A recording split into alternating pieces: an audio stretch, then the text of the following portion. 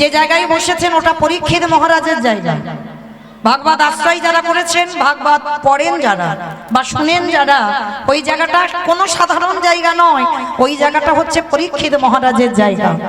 আর পরীক্ষিত মহারাজের বাবা 7 দিন আয়ু ছিল, সেটা আপনারা আমরা অনেকেই জানি। 7 দিন পরে তার তক্ষক সাপের দংশনে মৃত্যু হবে। কিন্তু পরীক্ষিত রাজা একদিনের জন্য বাবা মৃত্যুকে ভয় পায়নি। ভয় পেয়েছিল কিসে জানো? মুক্তি পাবে কি করে। মুক্তি পাবে, আওয়াজ কেমন হলো কেন? মুক্তি পাবার জন্য ভয় পেয়েছিল বাবা, যে কোন পদ আশ্রয় করলে তবে আমাদের মুক্তি হবে। কারণ এই যে বাবা ধর্ম অর্থ কাম মোক্ষ, আমরা ধর্ম অনেকে পালন করছি, এই মায়ামোহ সংসারে বাবা কাম ক্রোধ লোভ মোহ মদ মাশ্চর্য রয়েছে, আর অর্থ তো প্রত্যেকে রোজগার করছে। তাহলে 3টে হয়ে গেল, কিন্তু 3টে তো বসে থাকলে হবে না, 3টের পরে আর একটা চিন্তা করতে হবে, আমাদের কোন পদ আশ্রয় করলে তবে বাবা আমাদের মোক্ষ লাভ হবে। এই মোক্ষ লাভের ভাবনা যাদের থাকে বাবা, তাদের এই জড় জগতের আর মায়াতে বাবা তারা অত বন্ধনে বন্ধন করে না। হ্যাঁ, এই মোক্ষ প্রাপ্তিটা আমাদের প্রত্যেকের মনের বাসনা রাখতে হবে, যে 3টে যখন হয়ে গেল ধর্ম অর্থ কাম, এবার মোক্ষ পথ, কোন পথ অবলম্বন করলে তবে বাবা মোক্ষ প্রাপ্তি হবে, সেই পথ আমাদের অবলম্বন করতে হবে। তা পরীক্ষিত মহারাজ 7 দিনের আয়ু নিয়ে বসলো, কিন্তু মৃত্যুকে ভয় পায় না। কিসে ভয় পায় না? মুক্তি পাবে কি করে।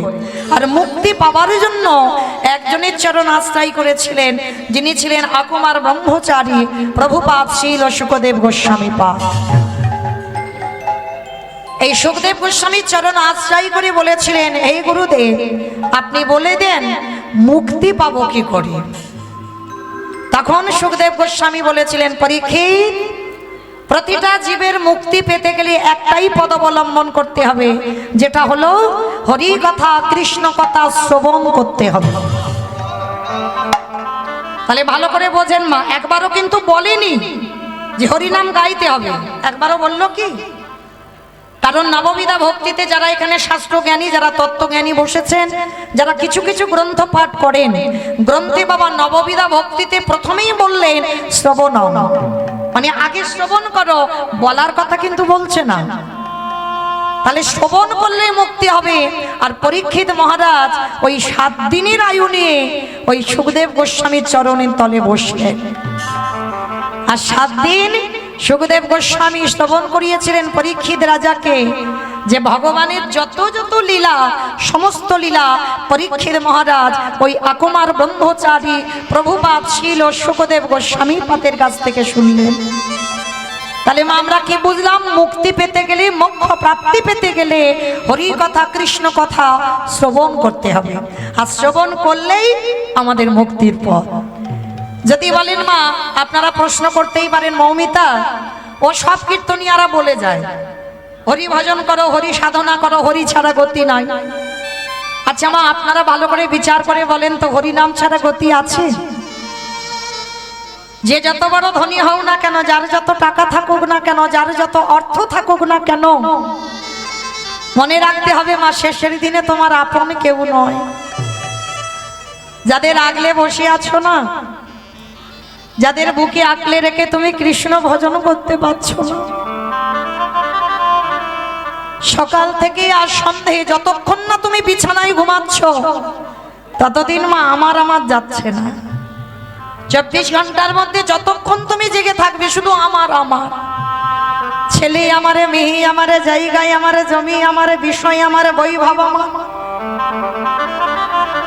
টাকায় আমারে, গাড়ি আমারে, বন্ধু আমারে, সব আমারে আমারে আমারে আমারে করে গেলাম।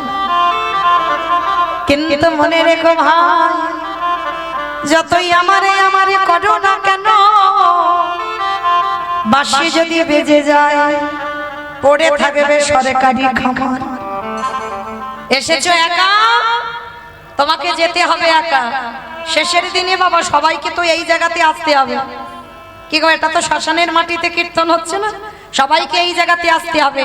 সে বাবা, সে বড় লোক হোক আর গরিব হোক, যার যত টাকা থাকুক, যার যত অর্থ থাকুক, এই জায়গাটাই আসতে হবে। আর আর শুধু আসবে না বাবা, সাথে আসবে কর্মফল। কতদিন তুমি সাধু সঙ্গ করলে, কতদিন ধর্ম কাজে যুক্ত আছো, কতদিন একাদশী করছো, কতদিন হিন্দু ধর্মের মানুষ হয়ে তুমি হিন্দুত্বটাকে বজায় রেখেছো, সনাতন ধর্মের মানুষ হয়ে তুমি তোমার সনাতন ধর্মটাকে বজায় রাখতে চাইছো। এই ভালো ভালো কর্মগুলো আমাদের সাথে যাবে। তবে মা, আমি মৌমিতা, আমার একটা গ্যারান্টি আছে, আর একজন আমাদের সঙ্গী হবে। বলো তো সে কে? জানি না আপনাদের এই নন্টিয়া বাজার এলাকায় নিয়ম আছে কিনা, তবে আমার ডায়মন্ড হারবারে নিয়ম আছে। মানুষের মৃত্যুর পর দুটো জিনিস ভাড়া করতে হয়, একটা হলো খোল আর একটা হলো করতাল। আর পিছনে বাজায় না, বলো হরি বলো হরি। কে গো মা, তোমাদের নন্টিয়াতে হয়তো খোল করতাল বাজিয়ে আনে? সবাই খোল করতাল বাজিয়ে এখানেই তো আনে। তাহলে ভালো করে বিচার করে দেখেন, শেষের দিনে যাদের আগলে বসে রইলে, যাদের জন্য তুমি কৃষ্ণ ভজন করতে পারলে না, সকাল থেকে রাত্রিবেলা শুধু আমার আমার করে গেলে, ছেলের খাওয়াতে, স্বামীর সেবা করতে, সংসারে ওই দেখভাল করতে আমার সময় শেষ, কখন করব? এই যে বাবা, একটা ডান হাত আর একটা বাম হাত আর একটা মেয়েদের আছে যেটা হলো অজুহাত, কখন করব? কিন্তু মা, ভগবান হাত দিয়েছে কর্ম করার জন্য, আর এই বদনটা দিয়েছে নাম বলবার জন্য। হাতে করো কাম, মুখে বলো না, কিন্তু সেটা আমরা করছি না মা। তাহলে শেষের দিনে আমাদের হরি ছাড়া গতি নাই। যত যাত্রা, নাটক, ফাংশন, থিয়েটার করো না কেন, শেষের দিনে সঙ্গীকে এই হরি নামে যাবে।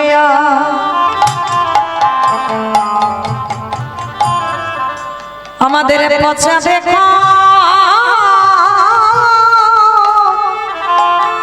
দেখো যাবে,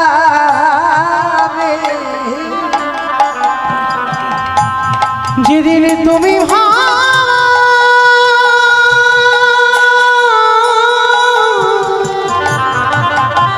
বাবা,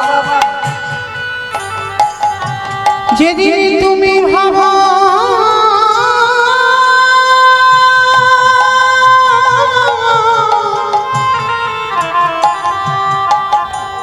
যেদিন তুমি ভাবা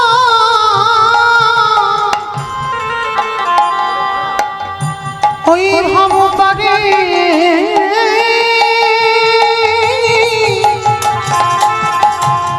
পারে যা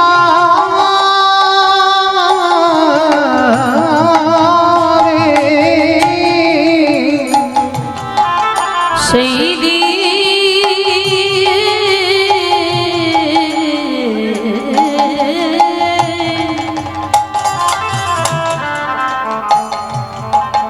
সেই দিন নামে যাবে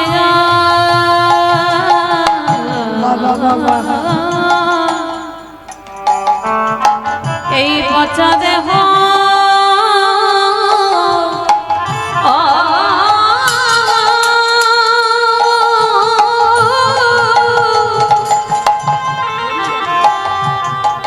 দেহ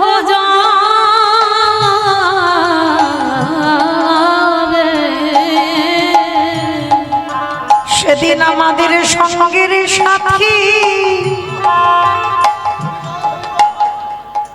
কেহ থাকবে না। যেদিন খাঁচা ছেড়ে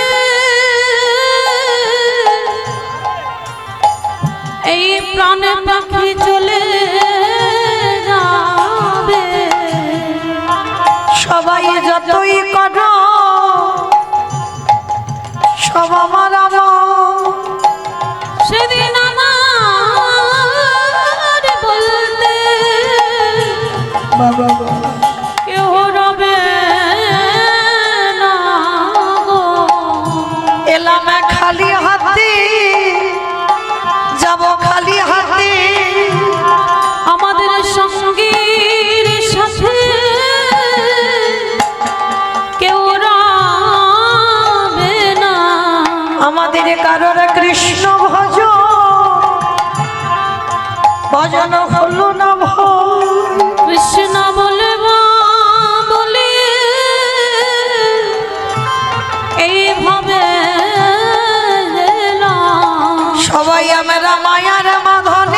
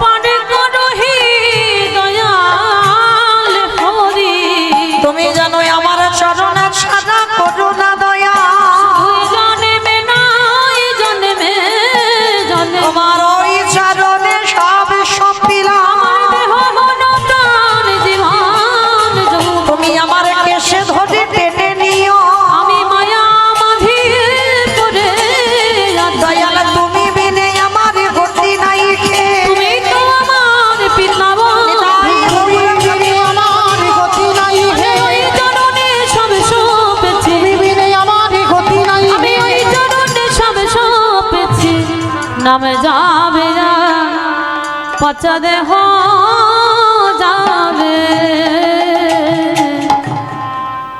ও মাইরা আমার, ভগবান একটু ভালোবাসার কাঙাল গো। ভগবান ভক্তের কাছে কোনোদিন বলেনি শ্বেত পাথরের মন্দির গড়ে দে, বলেনি রজনীগন্ধার মালা দিয়ে সাজা, বলেনি দামি দামি অলংকারে আমায় সাজিয়ে দে, ভালো ভালো ফল মিষ্টির ডালা দিয়ে আমায় খেতে দে। ভগবানের একটা চাওয়া আছে, কি জানো? ওরে কলির জ্ঞানন্ধজি, এই কলির মানুষ সংসারে করিবি বলে জগতে গেলি, সংসার কথাতে অসুবিধা নাই, কিন্তু সংসারের মধ্যে থেকে সারা দিনের মধ্যে একটু আমার চরণে বসে যদি একেবারে নয়নের জলে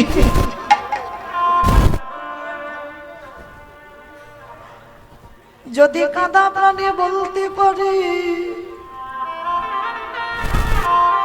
এই দেহ মন প্রাণে জীবনে যৌব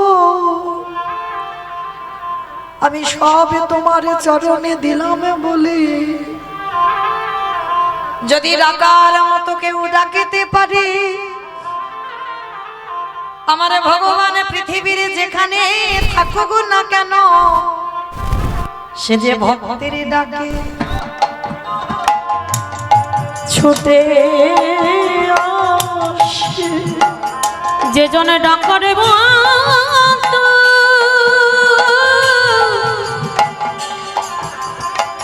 ডাকরে মতো ডাকতে পারে, সে যে ভক্তির ডাকে ছুটে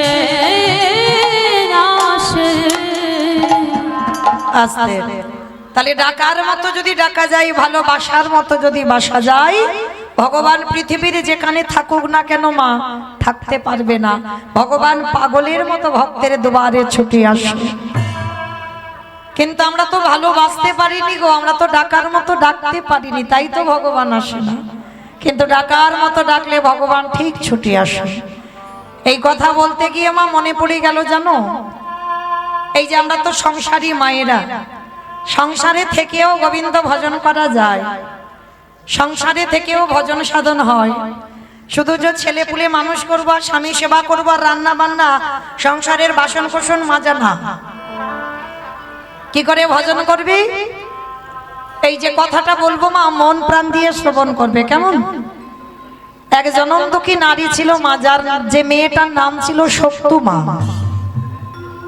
এই সপ্তুমায়ের জন্ম থেকে এরা প্রসাদ ভোজি ছিল। মায়েরা প্রসাদ ভোজি মানে বোঝো তো?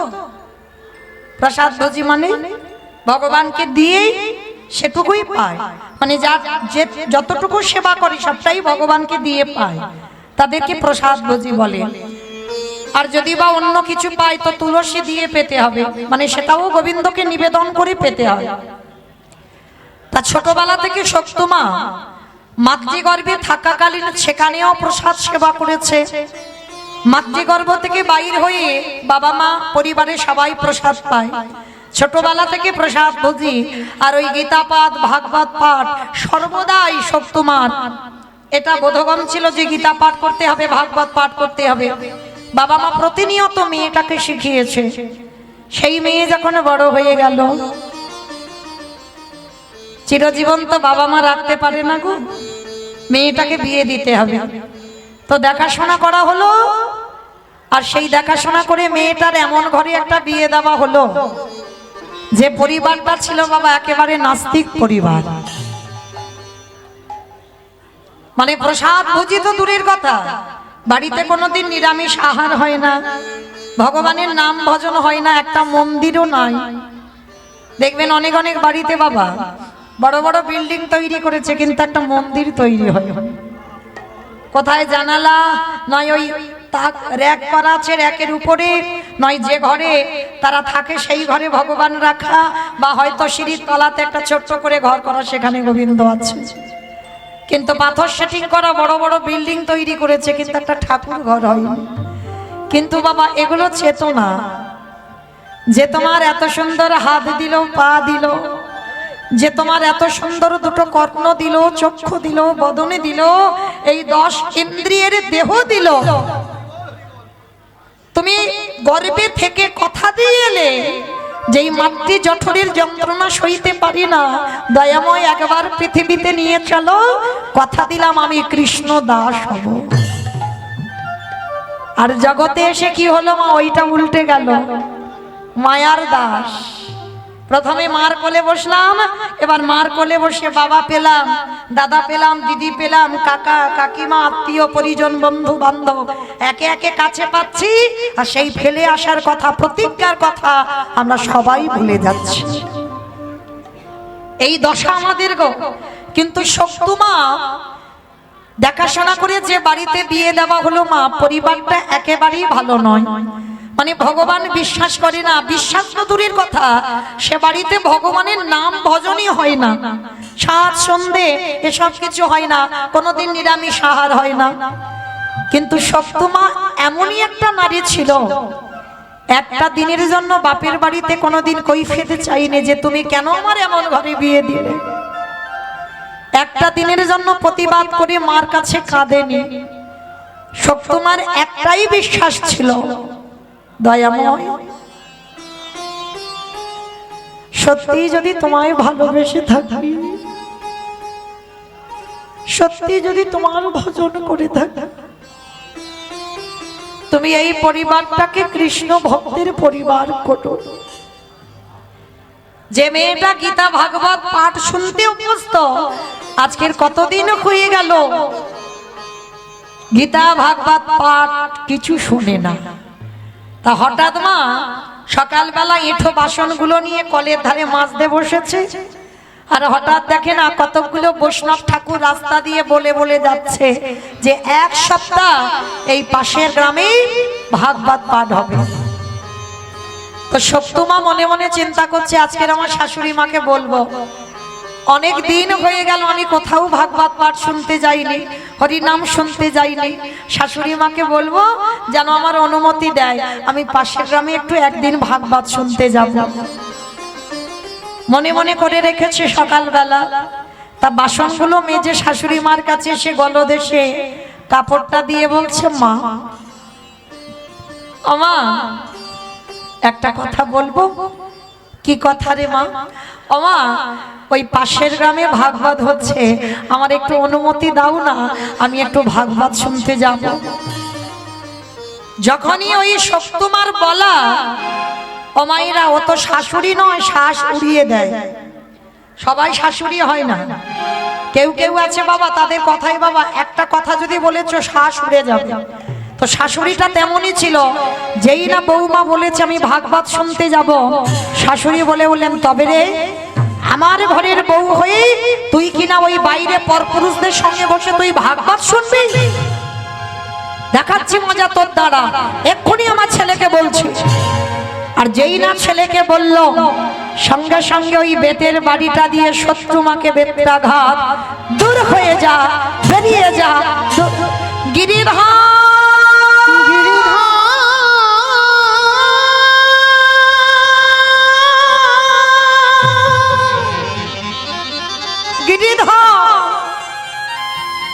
একেবারে দেখা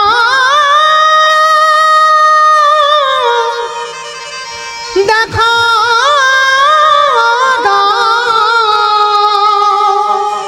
হরি বল হরি বল। ওগো তুমি নাকি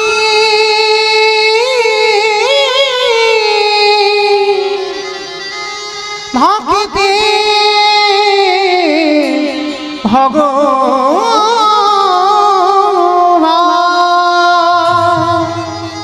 এত মারা মেরেছে, শক্তমায়ের সর্বাঙ্গ দিয়ে রক্ত ঝরে ঝরে পড়ছে। চুলের মুষ্টিটা ধরে শাশুড়ি মা ঘরের মধ্যে রেখে বাইরে থেকে দরজা বন্ধ করে দিল। শক্তমা বসে বসে কাঁদি আর বলে, দয়াময় তোমারে যারা ভালোবাসে, তোমারে যারা সেবা করে, তোমারে যারা ভক্তি করে, তাদেরকে এমনি করে কাঁদতে হয়। আমি তো কোনো অন্যায় করিনি, আমি শুধু বলেছি শাশুড়িকে একটু ভাগবত শুনতে যাব, তার জন্য আমায় এত মারা মেরেছে। মেয়েটা রাতের অন্ধকারে কাঁদছে। শাশুড়ি মা স্বামী ঘুমিয়ে পড়ল, আর যখনই শাশুড়ি মা ঘুমিয়ে পড়ল না, ওই মেয়েটার চোখের জল আমার গিরিধর আর সহ্য করতে পারছে না। পাথর মূর্তি ত্যাগ করে দিয়েছে, পাথর মূর্তি ত্যাগ করে দিয়ে ভগবান নিজেই আজকে শাশুড়ির মাতার রূপ ধারণ করেছে। কেমন মজার ঘটনা দেখো, শাশুড়ি মা রূপ ধারণ করে বাইরে থেকে দরজাটা খুলে যেই না ঘরে গিয়ে ডাক দিয়েছে, বৌমা। শক্তমা চমকে উঠেছে, কি তাড়াতাড়ি করে অঙ্গগুলো ঢাকা দিচ্ছে, কেন যদি আবার শাশুড়ি মা মরে। শক্তমা তো জানে না ওটা শাশুড়ি নয়, ভগবান শাশুড়ি সেজে এসেছে। শক্তমার কাছে এসে আমার ভগবান মাথায় হাত দিয়ে বলছে, কি রে মেরেছে, বড় ব্যথা লেগেছে, বড্ড কষ্ট হয়েছে।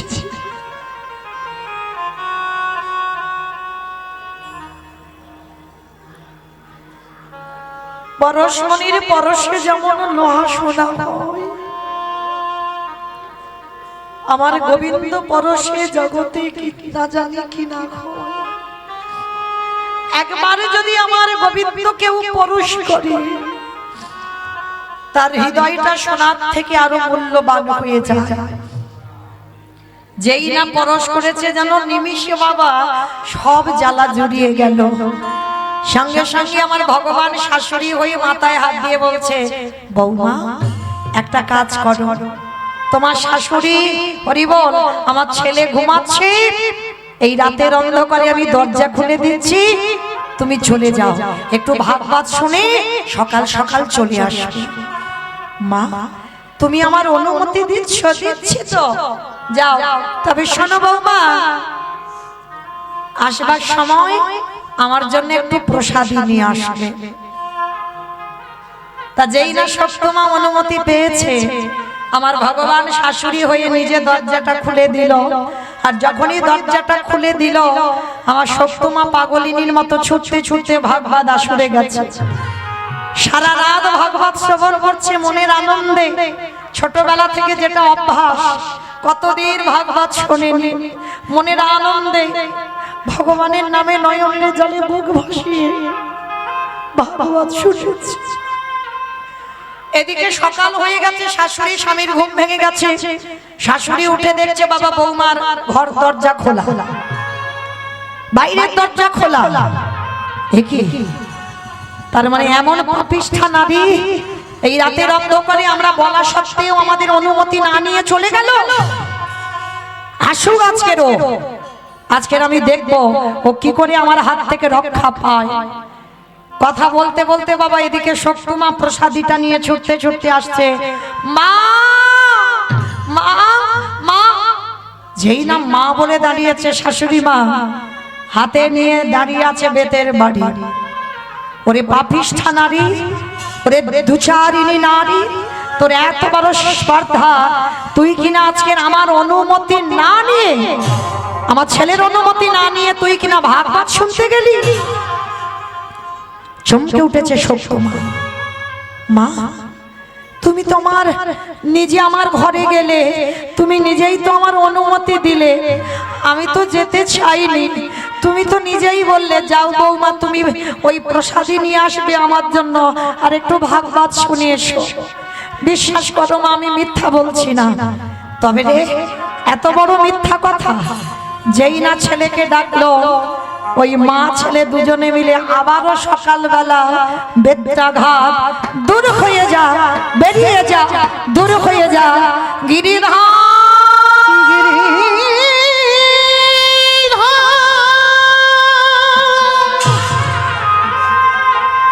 একেবারে দেখো দেখো না বাবা বাবা ও গো গিরি গিরি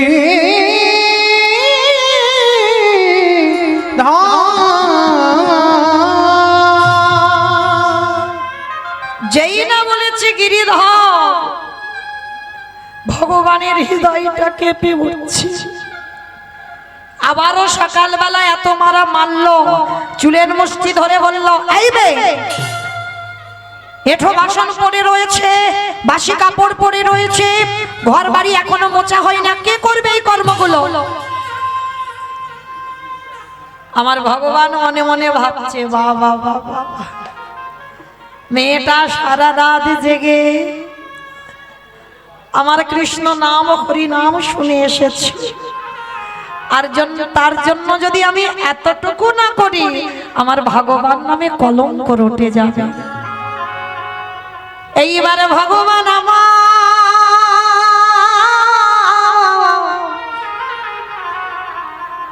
ওই নিজের হাতে কলে ধারে গিয়ে এঁঠো বাসন মেজে দিল।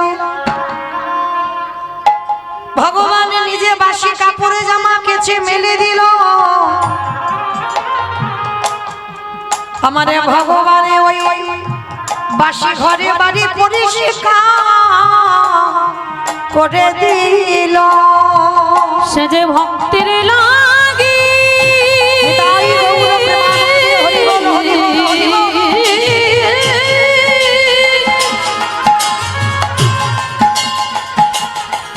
সে যে ভক্তের লাগি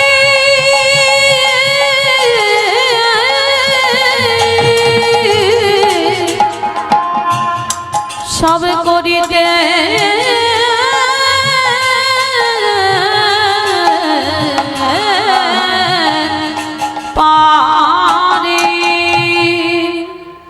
এইবার যেই না শাশুড়ি মা কল ধারে নিয়ে গেছে শক্ত মাকে, গিয়ে দেখছে মা বাসন পরিষ্কার মাজা, জামা কাপড় গুলো ধুয়ে ছাদে মেলে দেওয়া, বাসি ঘর বাড়ি পরিষ্কার। শাশুড়ি মা চমকে উঠেছে, কি এই কর্মগুলো কে করলো? আমি আর আমার ছেলে ছাড়া তো এ বাড়িতে কেউ ছিল না, তাহলে করলো কে? শক্তমার জানতে দেরি হলো না, মনে মনে বলে, গিরিধর গো, এবারে আমি বুঝতে পারলাম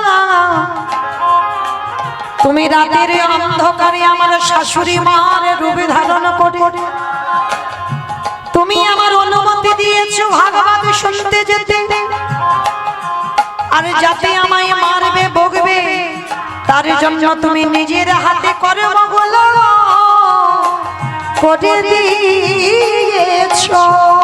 ওগো গিরি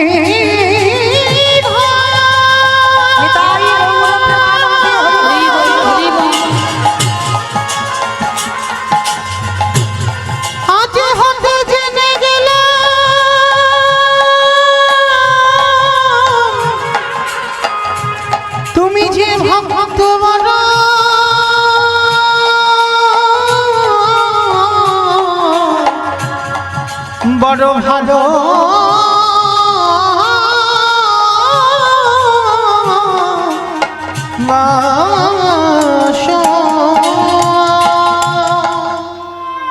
যেই না শক্ত মা কাঁদছে আর বলছে, গিরিধর সেই যদি তুমি কৃপা করলে, তাহলে আমার স্বামী শাশুড়িকে কেন কৃপা করছো না?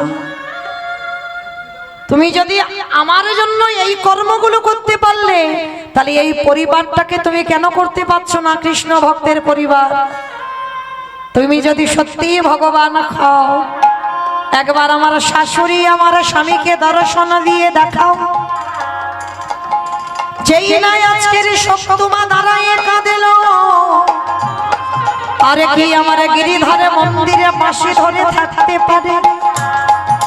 এইবারে গিরিধর ওই পাথর মূর্তি ত্যাগ করে ওই রূপ নিয়ে আজকের শক্তমাকে বামে নিয়ে দাদা দাঁড়াইছে। সে যে ভক্ত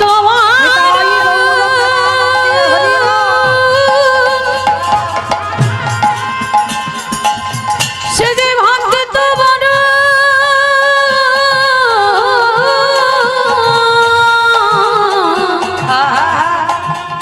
ভগবান ভালো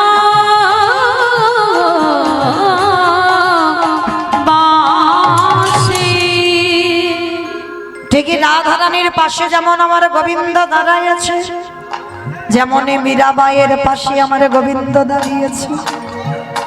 ডাকার মতো যদি ডাকা যায় তাহলে আমাদের পাশেই আমার গিরিধরে এমনি করে দাঁড়াইবে। ও যে ভক্ত নিতাই গৌর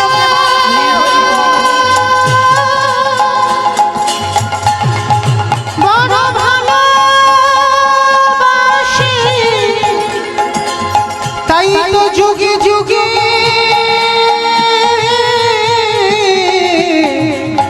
ভক্তের কাছে ছুটে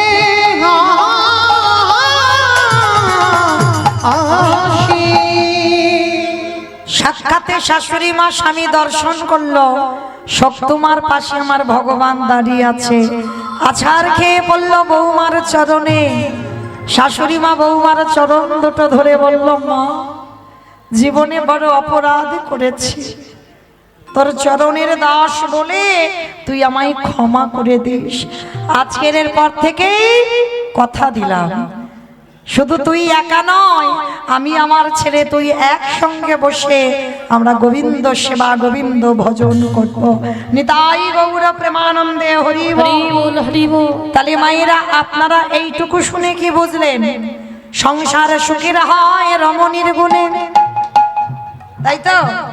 এই জগতে সংসার মাঝে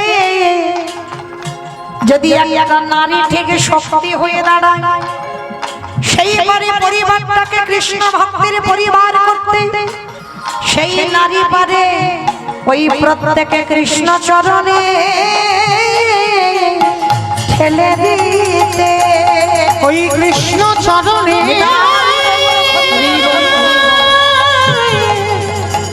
ঠেলে দিতে। আস্তে। তাহলে ভগবান পেতে গেলে সবার আগে মনে রাখতে হবে মা বিশ্বাস। আর এই বিশ্বাসটা যাদের যাদের থাকবে তারাই বাবা অন্তিম সময় হলেও কৃষ্ণ কৃপা লাভ করবে করবে করবে। আজকে সেই চৈতন্য মহাপ্রভু নবদ্বীপের মাটিতে দাঁড়িয়ে কি করল গো? কেহ বলি পুরবেতে রাবণ বধিলা, কেহ বলে পুরবেতি। আমা উলু কই?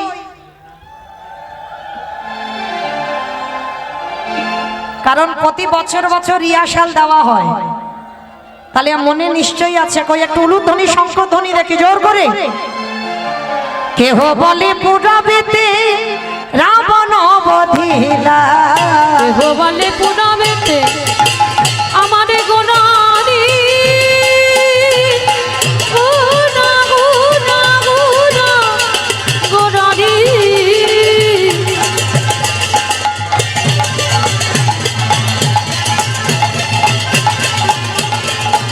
গোনা গোনা গোনা গোনারি গোনা গোনারি।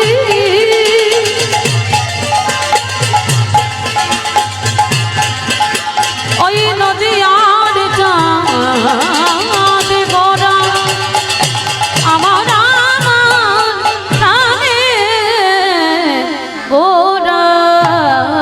কেহ বলে পুরবেতে রাবণ বধিলা, গোলকের বৈভব লীলা প্রকাশ করিলা, ওই গোলকের বৈভব লীলা প্রকাশ করিলা। ওই গোলকের বৈভব লীলা প্রকাশ ওই করিলা। গোলকের বৈভব লীলা প্রকাশ করিলা। সেই রাধারে ভাবে এবে গোটাই অবতাহা, শ্রী রাধার ভাবে গোরা বাবুতা। হরে শ্রী রাধারে ভাবিবে গোরা যাবতা।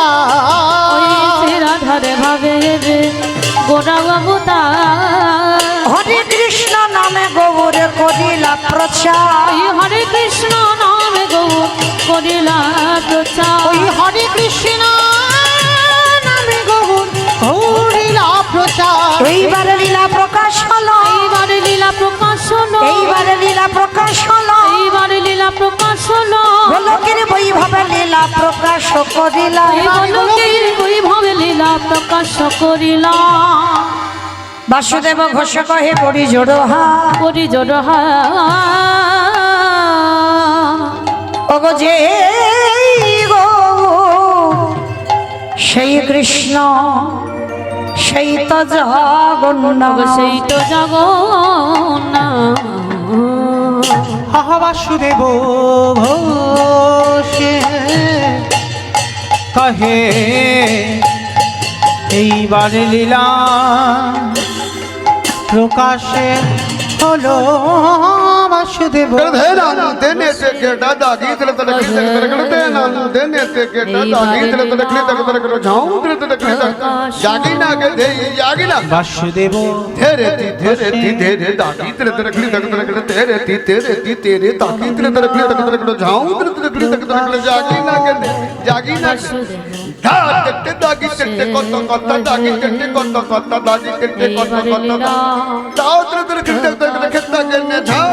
বাসুদেব ঘোষে কহে এইবার লীলা প্রকাশ হলো বাসুদেব ঘোষে কহে এইবার লীলা নুনঠিয়া রাস উৎসব কমিটির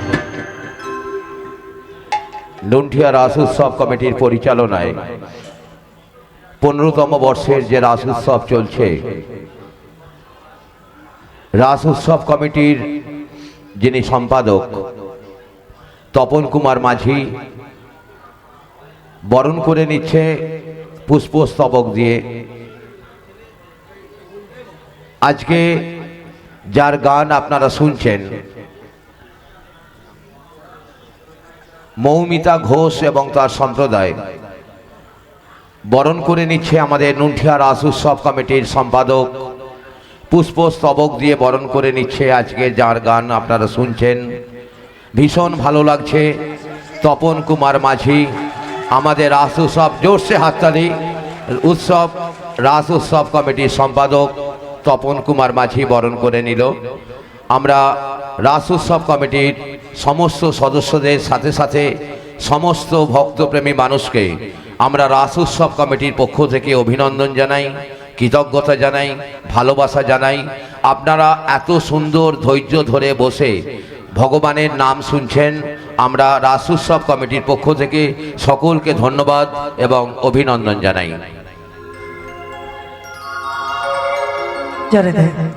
নিতাই গৌর কৃষ্ণ প্রেমানন্দে হরি বল হরি বল হরি বল। চলো আজকে আমরা সবাই প্রবেশ করবে বিষয়। তো এতক্ষণ যখন নবদ্বীপে ছিলাম, সবাই একবার বলো তো দেখি, গৌর সুন্দরী কি জয়, নবদ্বীপ ধাম কি জয়, সচ্চিদানন্দন কি বিষ্ণুপ্রিয়া কি নিতাই চাঁদ কি ভক্তবৃন্দ কি হরিবাসর ধাম কি সাধু গুরু বৈষ্ণব কি আপন আপন গুরুচরণ কি ধ্বনিটা হলো কি। সব হাত অর্ধেক অর্ধেক আছে, কারণ নেই, আবার কারোর আছে। কি গো মা, সবার তো হাত আসেনি এখানে। আমি দেখলাম কাবার আবার অর্ধেক করে তুলে রেখেছে, জয় দিচ্ছে। কি গো আমার ওই দুটো ছেলে দেখো সার্বক্ষণ একেবারে হাত দুটো তুলে আছে। এটা না হলে ভগবানের চরণে আত্মনিবেদন হবে না। আমার জন্য বলছি না মা, যেদিন ভগবানের খাতাটা দেখবে না, খাতায় দেখে দেখবে নুনটিয়া শাসনে ওই রাস উৎসবে এরা সবাই একেবারে আমার চরণে নিবেদন করেছিল। আমার জন্য নয়, ওই যে ছেলেটা পিছনে আছে লিখে যাচ্ছে, ওই দেখি সবাই যাদের যাদের হাত আছে একবার তুলে দেখাও দেখি একবার। যাদের আছে তোলো, যাদের নাই আমি বলবো না। যারা হাত বাড়িতে রেখে এসেছো সবার আছে তো? বাহ, হরি বল। ওই দাদা ভাইরা যারা দাঁড়িয়ে আছে তোমাদের হাত আসেনি? ওই তোলো সবাই, বলে গৌর সুন্দরী কি নবদ্বীপ ধাম কি সচ্চিদানন্দন কি বিষ্ণুপ্রিয়া কি নিতাই চাঁদ কি ভক্তবৃন্দ কি হরিবাসর ধাম কি সাধু গুরু বৈষ্ণব কি আপন আপন গুরুচরণ কি কমিটি ভাই সব কি হরিনাম যজ্ঞ কি মহাপ্রসাদ কি আজকের আনন্দ কি রাস উৎসব কি নিতাই গৌর প্রেমানন্দে। বেশ, আমার একটা হাত ব্যথা হলো না, কিন্তু একটা ব্যায়াম হলো। চলো এবার আমরা একটা ভজন গাইতে গাইতে একটু বিষয়ে যাই। কিমা একটা ভজন হবে তো? চলো আমি আর আমার সম্প্রদায় নাই, সবাই যাব, একটু উলুধ্বনি তোলো।